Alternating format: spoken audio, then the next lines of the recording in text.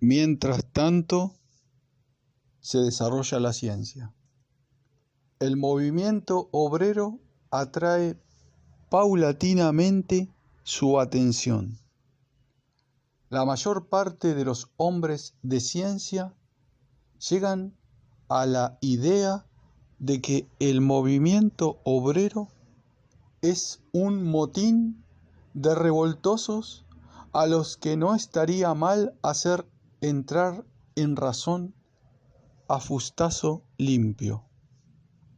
Otros, en cambio, consideran que la obligación de los ricos es dar a los pobres unas migajas, es decir, que el movimiento obrero es un movimiento de mendigos cuya finalidad estriba en recibir una limosna.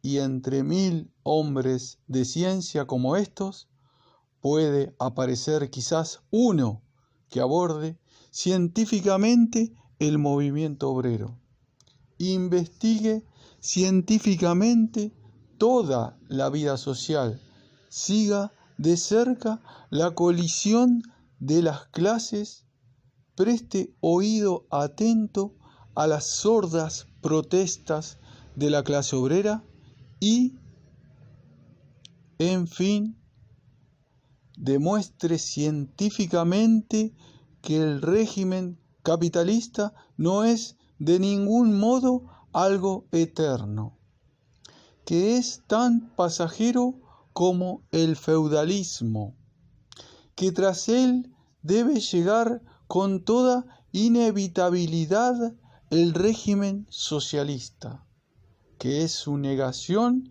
y que sólo puede ser implantado por el proletariado mediante la revolución social.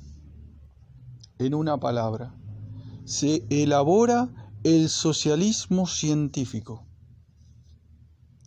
Naturalmente, si no hubiera capitalismo ni lucha de clases, tampoco habría socialismo científico. Pero asimismo, es cierto que esos pocos hombres, por ejemplo, Marx y Engels, no habrían elaborado el socialismo científico si no hubiesen poseído conocimientos científicos. ¿Qué es el socialismo científico sin movimiento obrero? Una brújula que, al no ser utilizada, puede únicamente cubrirse de herrumbre y entonces habrá que arrojarla por la borda. ¿Qué es el movimiento obrero sin socialismo? Un barco sin brújula, que aún así llegará a la otra costa, pero que de tener brújula alcanzaría la costa mucho antes y tropezaría con menos peligros. Unid lo uno y lo otro y tendréis un excelente barco que a toda marcha se dirigirá derecho a la otra costa y llegará incólume al puerto. Unid el movimiento obrero con el socialismo y tendréis un movimiento socialdemócrata que se dirigirá veloz por el camino recto a la tierra de promisión, entre comillas.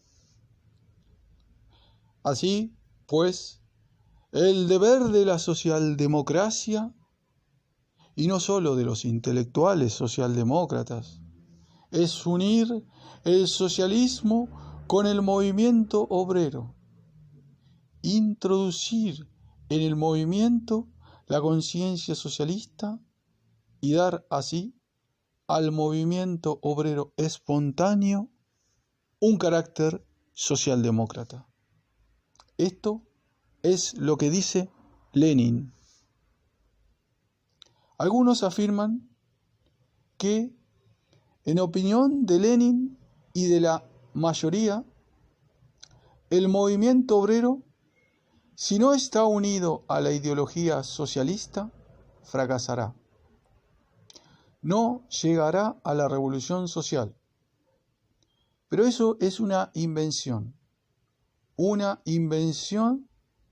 de obreros, de hombres ociosos, que en todo caso solo podía ocurrírseles a marxistas de pacotilla como Han.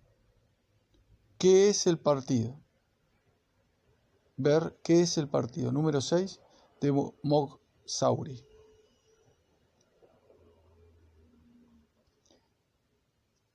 Lenin afirma terminantemente que la clase obrera tiende de un modo espontáneo al socialismo. Y si no se detiene más en ello, es sólo porque considera superfluo demostrar lo que ya está demostrado.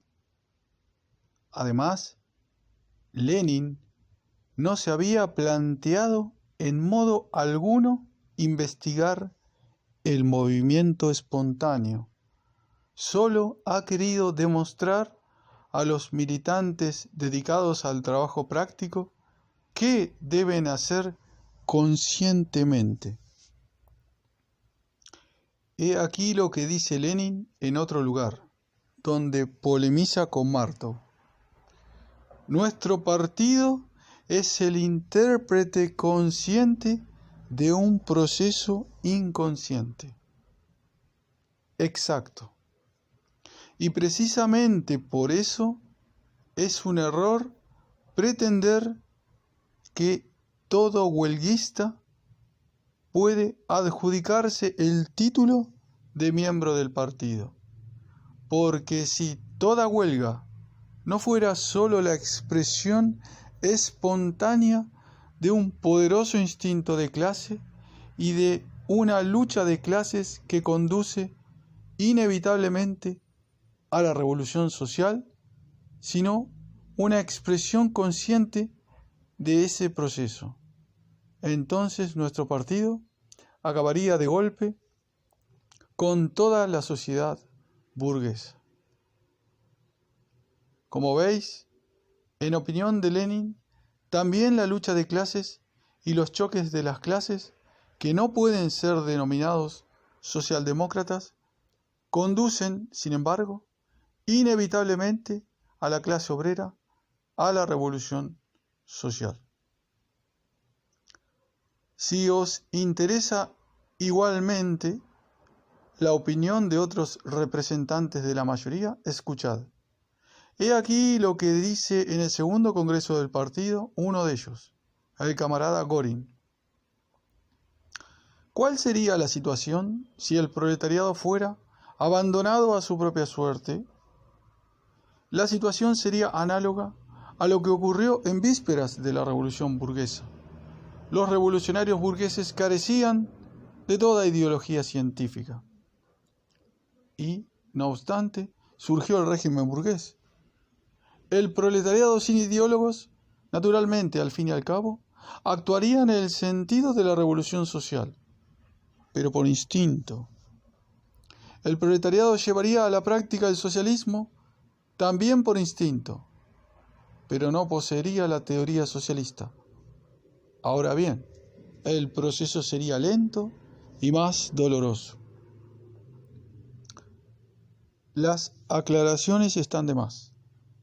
Así pues, el movimiento obrero espontáneo, el movimiento obrero sin socialismo, inevitablemente se empequeñece y adquiere un carácter trade unionista. Se somete a la ideología burguesa. ¿Puede deducirse de aquí que el socialismo lo es todo y el movimiento obrero nada? Naturalmente que no. Así hablan tan solo los idealistas.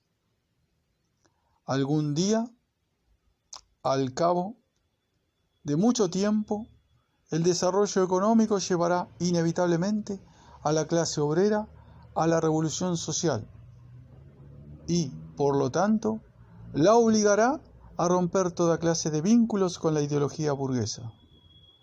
La cosa estriba únicamente en que este camino será muy largo y doloroso. Por otra parte, el socialismo sin movimiento obrero, cualquiera que sea la base científica sobre la que haya surgido, no pasará, sin embargo, de ser una frase huera y perderá su importancia. ¿Se puede deducir de aquí que el movimiento lo es todo y el socialismo nada? Naturalmente que no. Así piensan tan solo los marxistas de pacotilla, para quienes la conciencia no tiene importancia alguna, ya que es engendrada por la propia vida social. El socialismo puede ser unido al movimiento obrero y convertido, por tanto, de frase huera en un arma afilada. Conclusión. La conclusión es la siguiente. El movimiento obrero debe ser unido al socialismo. La actividad práctica y el pensamiento teórico deben fundirse en un todo y dar así al movimiento obrero espontáneo un carácter socialdemócrata, pues la socialdemocracia es la fusión del movimiento obrero con el socialismo. Entonces el socialismo, unido con el movimiento obrero, de frase huera se convierte en manos de los obreros en una fuerza grandiosa. Entonces el movimiento espontáneo, convertido en movimiento socialdemócrata, marchará a pasos acelerados y por una senda segura hacia el régimen socialista. Así pues, ¿cuál es la misión de la socialdemocracia de Rusia? ¿Qué debemos hacer? Nuestra obligación, la obligación de la socialdemocracia, es hacer que el movimiento espontáneo de los obreros abandone el camino trade unionista y tome el camino socialdemócrata. Nuestra obligación es introducir en este movimiento la conciencia socialista y agrupar a las fuerzas de vanguardia de la clase obrera en un partido centralizado. Nuestro deber es ir siempre a la vanguardia del movimiento y luchar infatigablemente contra todos los que estorben la realización de estas tareas, sean enemigos o amigos, entre comillas. Tal es, en líneas generales, la posición de la mayoría. A nuestra minoría no le gusta la posición de la mayoría. No es marxista. Está en contradicción radical con el marxismo, entre comillas. ¿Es así, respetabilísimos señores? ¿Dónde? ¿Cuándo? ¿En qué planeta es esto así? Leed nuestros artículos, dicen, y os convenceréis de que tenemos razón. Bien, vamos a leerlos. Tenemos ante nosotros el artículo titulado ¿Qué es el partido? Ver Moxauri número 6.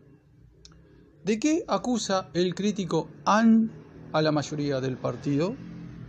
Esta, la mayoría, se proclama cabeza del partido y exige la subordinación de los demás.